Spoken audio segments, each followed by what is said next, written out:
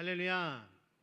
오늘 살아있는 하나님의 말씀을 통하여서 먼저 우리에게 화목의 은혜를 베푸사 세상을 향하여 우리를 화목의 사신으로 보내신 그분의 뜻을 깊이 깨닫는 귀하고 복된 시간 되기를 간절히 소망합니다.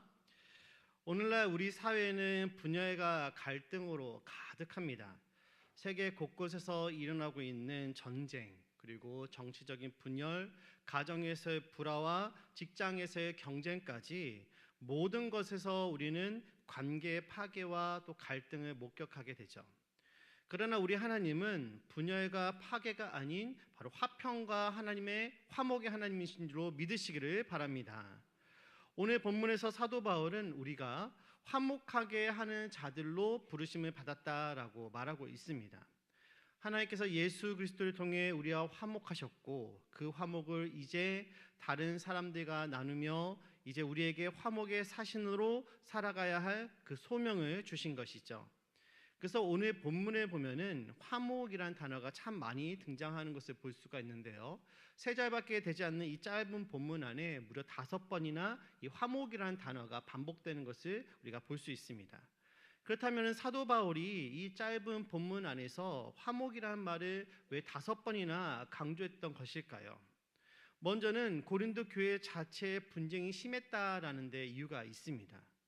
고린도 교회는 바울이 2차 전도 여행 중에 세운 교회로 일찌감치 구원의 은혜를 경험했던 그런 믿음의 공동체였죠. 하지만 바울이 떠난 이후에 그들의 영적인 수준은 전혀 성장하지 않았고 오히려 젖을 먹는 어린아이 수준에 지나지 않았습니다. 이러한 그들의 낮은 영적 수준은 다양한 모습의 문제를 야기시키게 되죠. 바울파, 아볼로파, 또 게바파, 그리스도파 등으로 분열되어서 당파 싸움을 할 뿐만 아니라 음행과 세상 법정에서의 소송, 그리고 혼인 문제, 우상 제물의 문제, 우상 숭배 문제, 은사 문제 등 수많은 문제를 안고 있는 교회가 바로 이 고린도 교회가 가진 특징이었습니다. 그래서 바울은 이러한 문제를 해결하기 위해서 고린도 전서를 먼저 써서 그들에게 권면을 했던 것이죠. 그래도 문제가 해결되지 않자 다시 고린도 후서를 써서 보내게 됐던 것입니다. 그런데 여러분, 우리가 우리 주변에 조금만 고개를 돌려보면은 고린도 교회가 가지고 있었던 이러한 문제들이 이들만의 문제가 아님을 우리는 쉽게 발견할 수가 있는 것이죠. 비단 우리 주변에서도 이러한 문제가 곳곳에서 도사리고 있다는 것을 우리는 너무나도 잘 알고만 있습니다.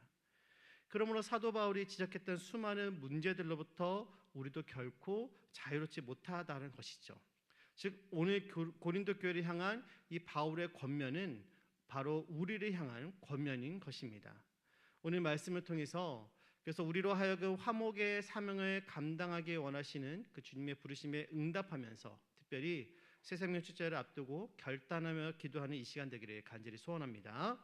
먼저 우리가 화목의 사명을 감당해야만 하는 그런 이유가 있습니다. 바로 성도가 그리스도의 피로 새로운 피조물이 되었기 때문이라는 것이죠. 우리 함께 읽어보도록 하겠습니다. 시작.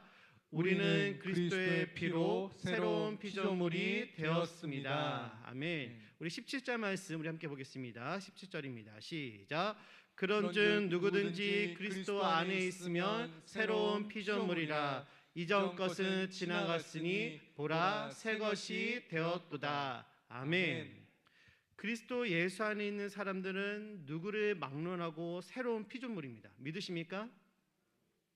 그리스도 예수 안에 있다라는 것은 예수를 나의 구원자요 나의 삶의 주인으로 인정함으로 그리스도와 영적으로 연합한 그런 상태를 가리키는 것이죠. 이제는 우리가 어떠한 자들이었습니까? 성경은 우리가 죄로 인해서 죽을 수밖에 없었던 존재다라고 증언합니다. 죄는 우리로 하여금 영원히 하나님과의 그 교제를 단절시켜버렸고 그 결과 영원히 하나님과 원수되었다라고 말하고 있는 것이죠. 그래서 이사야는 죄로 인해서 하나님과 영원히 멀어진 인간의 상태에 대해서 다음과 같이 잘 설명해 줍니다. 이사야서 59장 2절 말씀 우리 함께 읽어보도록 하겠습니다. 같이 봅니다. 시작. 오직 너희 죄악이 너희와 너희 하나님 사이를 갈라놓았고 너희 죄가 그의 얼굴을 가리어서 너희에게서 듣지 않으시게 함이니라. 아멘. 죄로 인하여서 하나님과 원수된 인간이 하나님과 다시 화목하기 위해서 했던 모습들이 무엇입니까? 율법을 지키고 의를 행하려고 하고 자기 수행을 하는 등 인류 역사상 인간편에서 할 수 있는 다양한 시도들이 있었음을 우리는 너무나도 잘 알고 있습니다. 그러나 하나님과의 그 화목은 인간의 노력으로는 결코 이룰 수가 없는 것이죠. 그래서 바울은 로마서에서 모든 사람이 죄를 범하였음에 하나님의 영광에 이르지 못한다라고 증언했던 것입니다. 즉 어떠한 사람도 스스로의 힘으로 자기 자신의 힘으로 그 하나님의 영광에는 이룰 수가 없다라는 것이죠. 그러나 여러분, 저와 여러분들은 어떻게 해서 지금 하나님과 화목을 이루고 있습니까? 하나님께서 먼저 그리스도를 통해 화목의 은혜를 저와 여러분들에게 베풀어 주셨기 때문에 가능한 줄로 믿으시기를 바랍니다. 로마서 3장 25절은 이를 우리에게 잘 설명해 주입니다. 제가 읽어드리겠습니다. 이 예수를 하나님이 그의 피로써 믿음으로 말미암는 화목 제물로 세우셨으니 이는 하나님께서 길이 참으시는 중에 전에 지은 죄를 간과하심으로 자기의 의로우심을 나타내려 하심이니. 아멘. 레위기를 보면은 하나님께서 이스라엘 백성들이 자신에게 나올 수 있는 방법으로 5가지의 제사법을 소개를 시켜주시죠. 이는 죄로 인해서 하나님께 나아갈 수 없었던 이스라엘 백성들이 제사장을 통해 소나 양을 제물로 삼아 제사를 드림으로 하나님께 나아갈 수 있었던 유일한 방법이었습니다. 그래서 이때 사용되었던 제물들은 하나님과의 화목을 이루어졌다라는 그런 화목 제물이라고 우리가 볼 수가 있는 것이죠. 이는 곧 십자가에서 죽으신 그리스도의 모형이라고 할 수 있습니다. 그러므로 성도들은 십자가에서 화목 제물로 돌아가신 그 그리스도를 믿음으로 하나님께 의롭다 하심을 얻고 하나님과 영원히 화목하게 살 수 있는 은혜를 얻게 된 것입니다. 그 결과 우리는 하나님께서 예수 그리스도를 통해서 이루신 그 구원의 은혜로 인해 새로운 피조물이 될 수가 있었던 것이고 이를 통하여 하나님과 화목을 이룰 수 있게 된 것이죠. 하지만 여기서 우리가 잊지 말아야 할 것이 있습니다. 이 화목의 은혜를 완성하는 데 있어서 우리가 한 일은 아무것도 없다라는 것이죠. 하나님이 먼저 우리를 사랑하시고 또 먼저 은혜를 베푸셔서 우리로 하여금 화목할 수 있도록 하신 것이다라는 사실입니다. 그러므로 우리는 이 화목의 은혜에 있어서 아무런 공로가 없는 것이죠. 그렇기에 성도는 하나님께서 베푸신 이 구원의 은혜에 대해서 어떠한 자랑이나 공로를 내세울 수가 없는 것입니다. 그런데 여러분, 하나님의 화목은 우리에게 은혜를 베푸신 것으로 멈추지 않는다라는 것입니다. 하나님은 더 나아가 이 화목이 세상 모든 사람들과 화목하기를 원하신다라는 것이죠. 우리 본문 19절 말씀 함께 보도록 하겠습니다. 19절입니다. 시작. 곧 하나님께서 그리스도 안에 계시사 세상을 자기와 화목하게 하시며 그들의 죄를 그들에게 돌리지 아니하시고 화목하게 하는 말씀을 우리에게 부탁하셨느니라. 아멘. 여기서 하나님께서 그리스도 안에 계시사라는 말은 그 원문으로 볼 때 그리스도를 통하여 또 그리스도로 말미암아라는 그런 뜻입니다. 그러므로 본문 19절은 하나님께서 그리스도로 말미암아 세상이 당신과 화목되기를 원하신다라는 그런 의미인 것이죠. 우리 함께 그런 의미로 함께 두 번째 말씀 함께 읽어보도록 하겠습니다. 두 번째 정입니다. 같이 봅니다. 시작. 하나님은 아직도 세상과 화목하기를 원하십니다. 아멘. 그렇다면 여러분, 하나님은 어떻게 그리스도를 통해 세상이 자신과 화목되게 하셨을까요?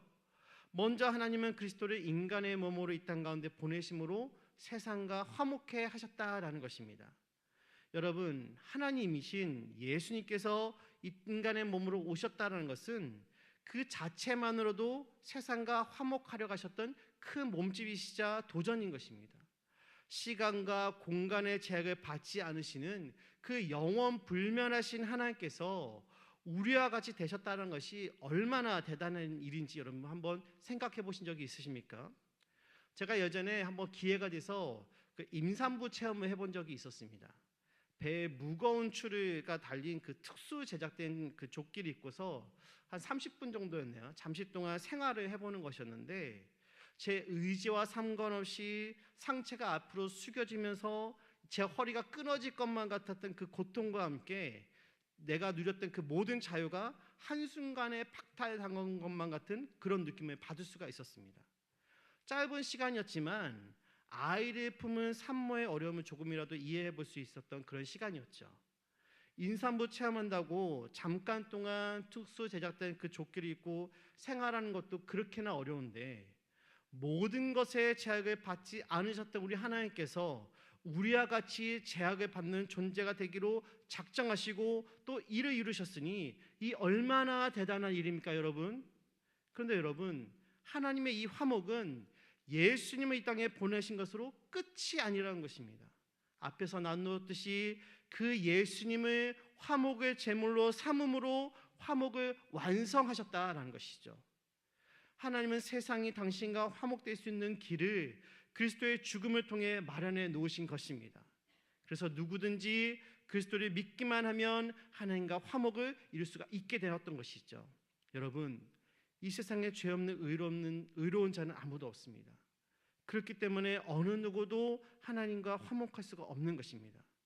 인간의 편에서는 이 문제를 결코 해결할 수 없기 때문에 하나님께서 먼저 우리를 불쌍히 여기사 그리스도를 대속제물로 삼으사 그 은혜를 믿는 자를 의로운 자로 여겨주시고 하나님과 화목된 자들로 만들어주신 것입니다.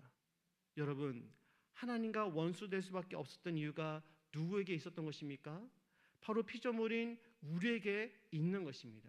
그러므로 이 문제를 해결해야 될 의무는 사실 우리에게 있는 것이죠. 하지만 우리에게는 그런 능력이 전혀 없기 때문에 하나님께서 우리를 사랑하사 불쌍히 여겨주시고 그리스도를 통하여서 화목의 손을 내밀어 주신 것입니다. 그렇기에 인류에게 베푸신 하나님의 은혜가 더욱 값진 것이죠. 이 하나님의 은혜를 기록한 것이 바로 복음입니다. 복음은 죄인과 하나님을 화목케 하는 말씀이죠. 바울은 하나님이 이 복음을 우리에게 부탁하셨다라고 하였습니다. 그러므로 우리는 어떻게 해야만 하는 것입니까? 복음을 증거해야만 하는 것입니다. 복음을 증거하지 못한다면은 복음을 들을 수 있도록 이끌어 주어야만 하는 그런 사명이 우리에게 있는 줄로 믿으시기를 바랍니다.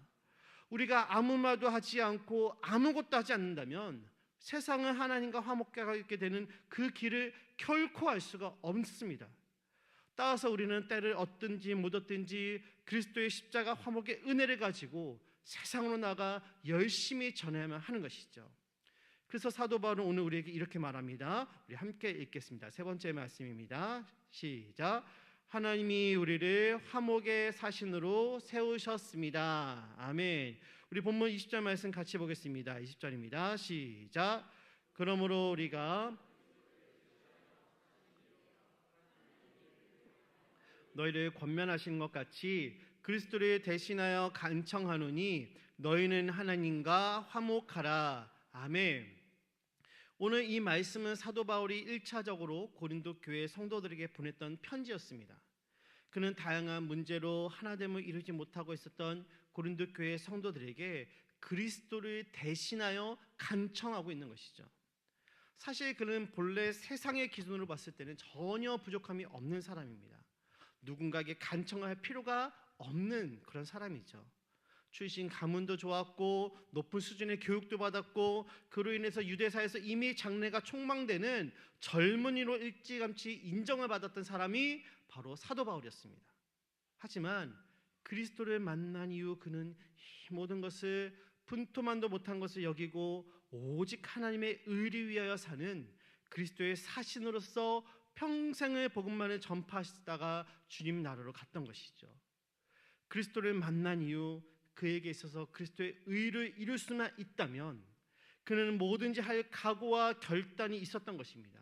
그렇기에 지금 고린도 교회가 여러 가지 문제로 하나됨을 이루지 못하고 있을 때 그리스도를 대신하여 그들에게 간청하고 있는 것이죠. 그런데 여러분, 저와 여러분도 사도 바울처럼 또 초대교회 사도들처럼 우리 앞에 있었던 수많은 믿음의 선배들처럼 그리스도의 사신으로 부름받았다는 사실을 기억해야만 하는 것입니다. 아무런 공로 없이 구원의 은혜를 선물로 받은 우리는 그리스도의 사신으로서의 도리를 다 해야만 하는 것이죠. 부활자의 태신자를 품고서 우리는 오늘까지 달려왔습니다. 그들이 가족이든 또 친구든 친척이든 상관없습니다. 하나님께서 화목을 이루기 원하시는 자들을 우리 마음 가운데 품게 하시고 또 이를 위해서 우리는 지금까지 금식하며 기도하며 선물을 주면서 열심히 달려왔던 것이죠. 그런데 여러분, 그런 과정 가운데 모든 것이 순탄하게 이루어졌습니까? 여러분들이 계획하신 바대로 이루어졌나요? 그렇지 않을 것입니다.